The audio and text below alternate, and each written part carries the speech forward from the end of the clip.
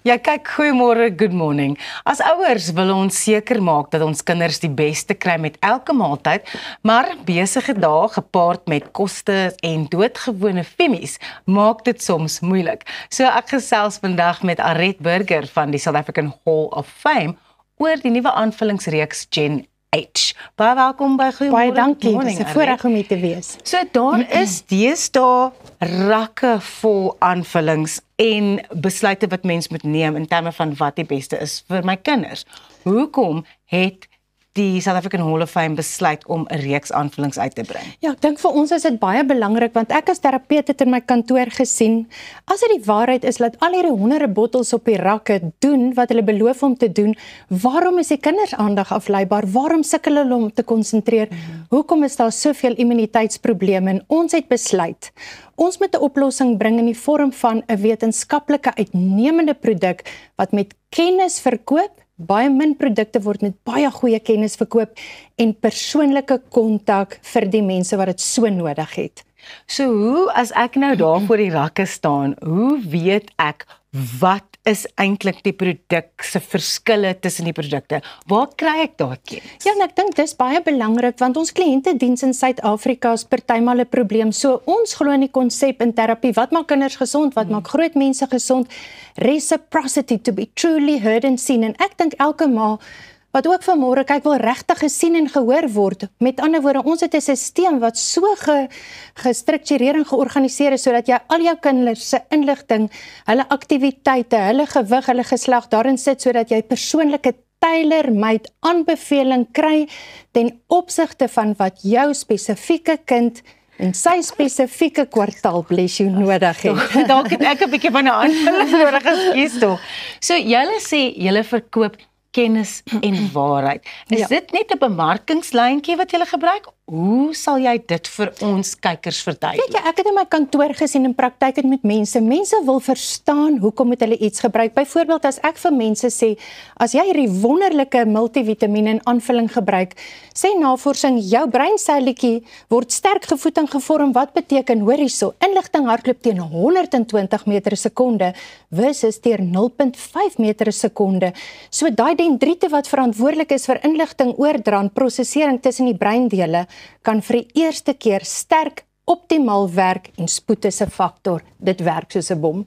Ja, Aret, Tom Peters sê die ekonomie van die wêreld gaan deur vrouens se hande. Definitief. So hoe help julle mense om die voedselaanvullingbal met groot sukses in die lug te hou? Ja, is dit nie 'n ongelooflike groot werk wat ma's het om al hierdie balle in die lug te hou nie? En ons by die South African Hall of Fame met hierdie wonderlike produk gaan hulle help. Met ander woorde, ons het een van die wêreld se beste professors, professor Chris Foster, gekry as deel van ons multiprofessionele span om hierdie produksamenstelling te doen. So hoe hou 'n ma hierdie bal in die rug?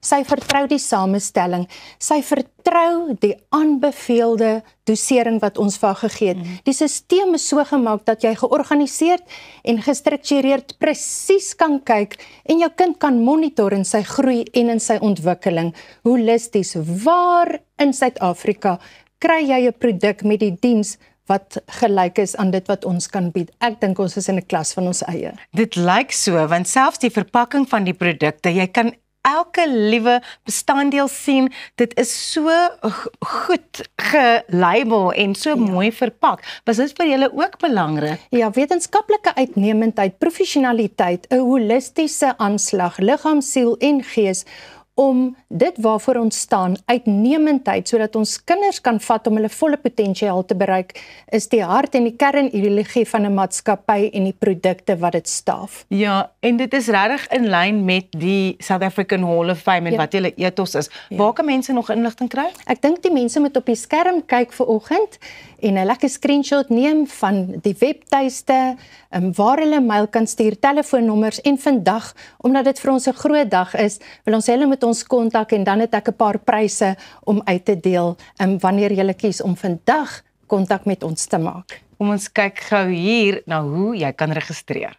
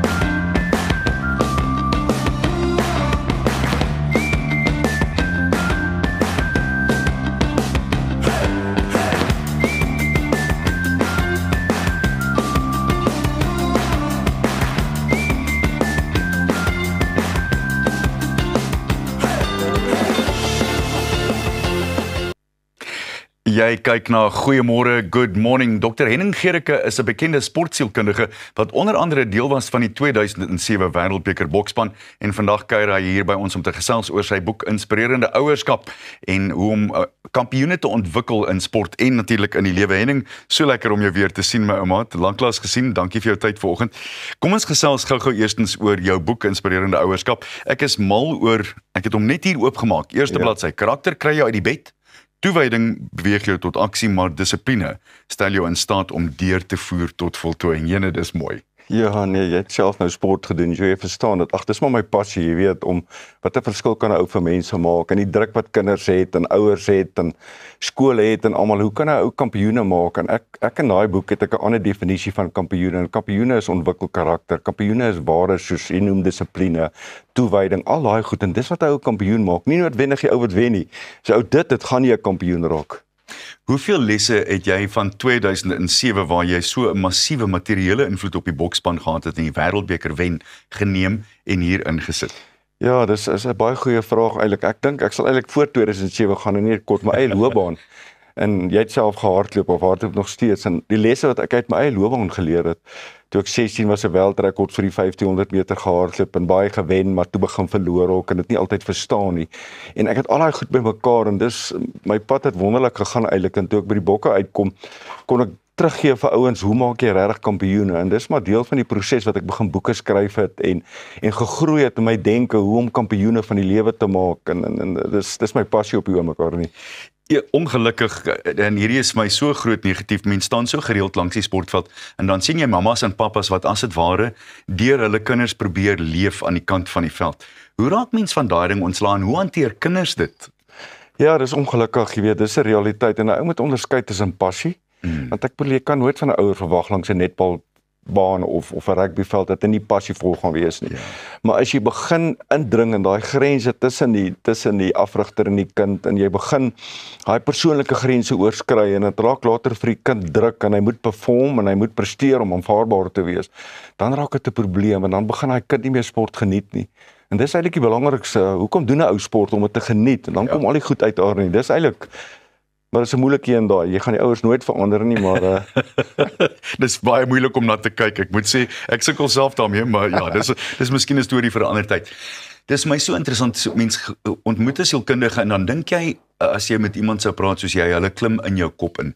Hoe kyk 'n sielkundige na iemand anders as jy hulle vir die eerste keer ontmoet, sommer so globaal gesproke?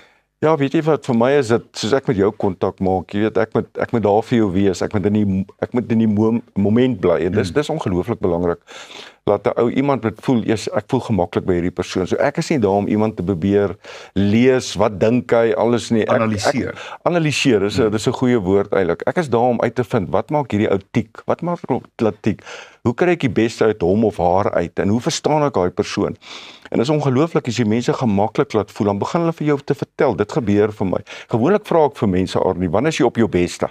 Dan sê hy vir my, as ek so dink, as ek so voel, dan vra ek vir my, wanneer is jy op jou slegste dink jy? Dan sê as ek dit doen en dit doen, dan begin hy insig te kry.